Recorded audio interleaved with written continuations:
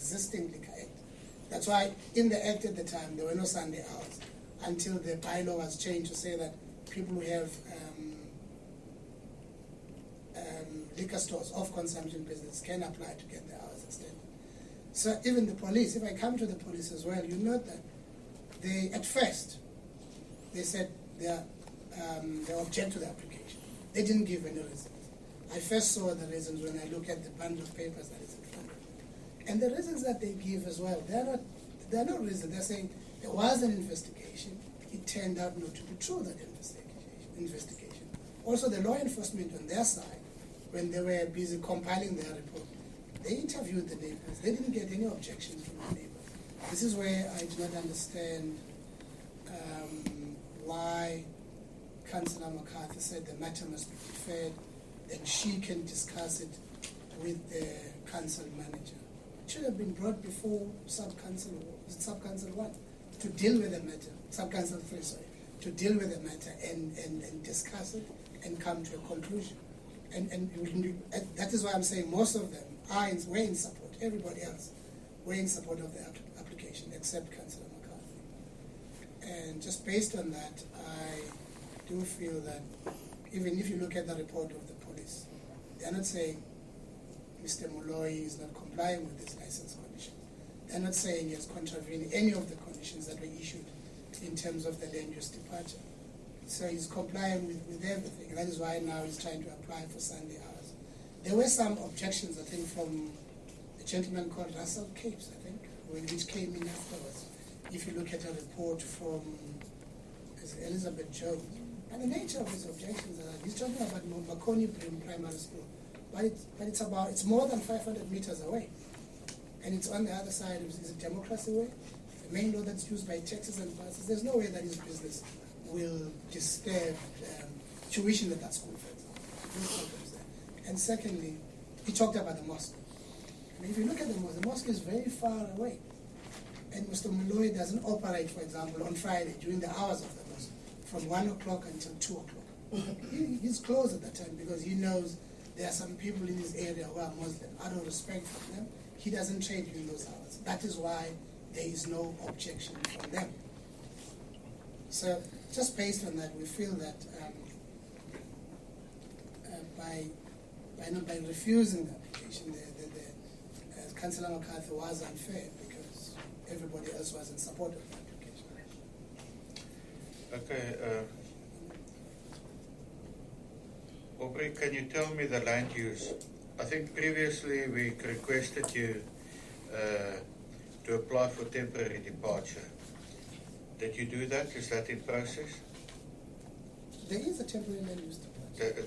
The temporary land use? Yes. It was attached to the application. Temporary departure.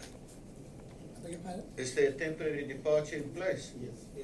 It was issued. 778, yes. Page 778. Yes, it is in place. But I read something. It was issued in 2014, sir. Yes. Sorry? It was issued in 2014, the land use departure. 2014. And approved by this committee as well. Yeah, I look at page 835 at the bottom.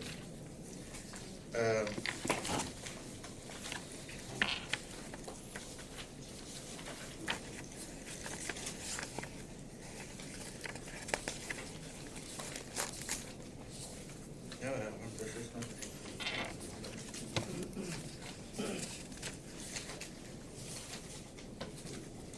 They say the office cannot be recommend because it's situated in a residential area. Okay, they're talking about I misread that. Sorry, I misread it. I thought that they say it's a residential house, but it's a residential area. And well, if that's the case, we need to stock about 200 bottle stores tomorrow morning. Okay. Yeah, 776. Look at our document 776. Now the officials must tell me what's happening here. This says 776. Right at the bottom it also says current zoning. Oh, it is residential, but you can have a temporary departure on the residential. Is that correct? So everything is legally compliant, everything is in place. Okay, thank you. Any questions? Councillor Hendricks? In your favor, the boss did not object because you actually close on Fridays between 1 and 2. But you do know that they pray 5 times a day, so the mosque has services 5 times a day. But in your favor, obviously, the mosque did not raise any objections.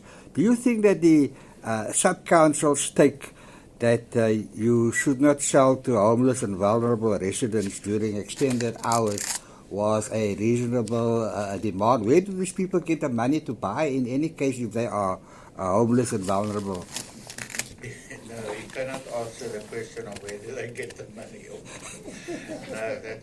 No, but the question, Mr. Speaker, is do you actually sell to homeless and vulnerable people, and is that a large percentage of your revenue? From my understanding that Mr. Moloi is known in the area that he's very strict when it comes to his clients.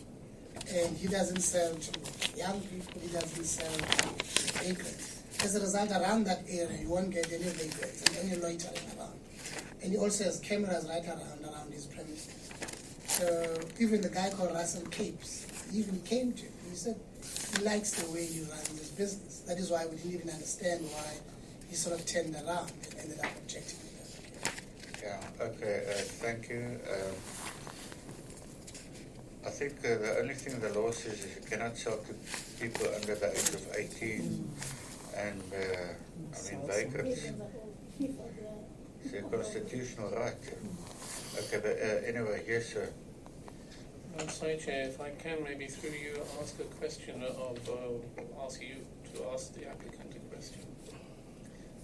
It seems to me that there was a temporary land use departure that was approved on appeal in 2014, and that during that time there were certain limitations on the hours of operation, Sunday being excluded. And I haven't found through the papers or from hearing from the applicant anywhere where he's applied to have that amended. On the land use? Of the land use.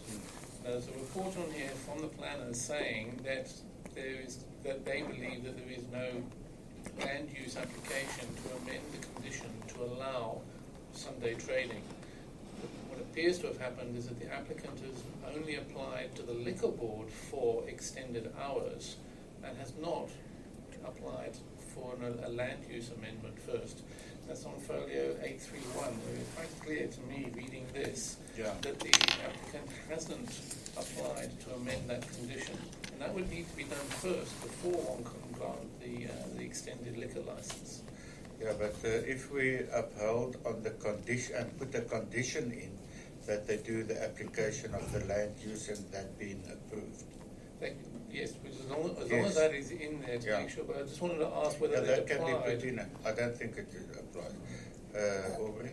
We did not apply to amend that condition. The reason being was that it was informed by the fact that the conditions that were given, I sort of alluded to that were given by the planning department at the time, where I felt were based on the Liquor Act, old 1989 Liquor Act, which prohibited Sunday trading for bottle store. That is why even look at the hours that are contained for Monday to Thursday, from 8 until 5, for example. We didn't apply for that as well because we thought that act has been sort of overtaken by the City of Cape Town control of undertakings that control liquor trading. We did not apply to the liquor board, by the way, to get the hours extended because they don't have jurisdiction over trading hours. Only the City of Cape Town has jurisdiction over trading hours, not the liquor board. That is why our application was brought before the sub-council for them to look at that. I'm not sure if you're saying it's important to apply for that condition to be changed. I mean, that can be done, but I'm not sure because there are two acts together because these conditions were informed by the old Liquor Act, which was amended in 2013 by the new City of Cape Town bylaw. Okay, thank you. Aubrey? if now look, these committee, and you know how they function, each individual decides for himself.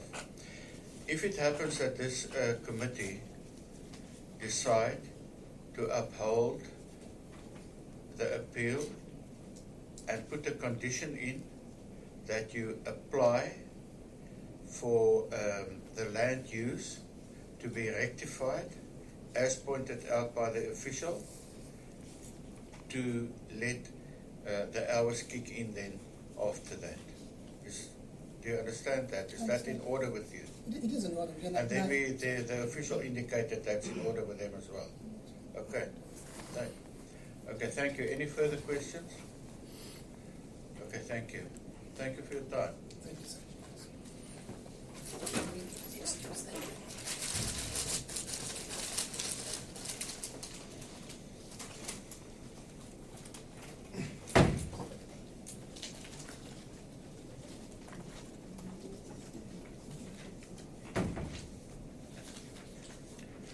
Councillors, are you ready to decide? You want the clarity?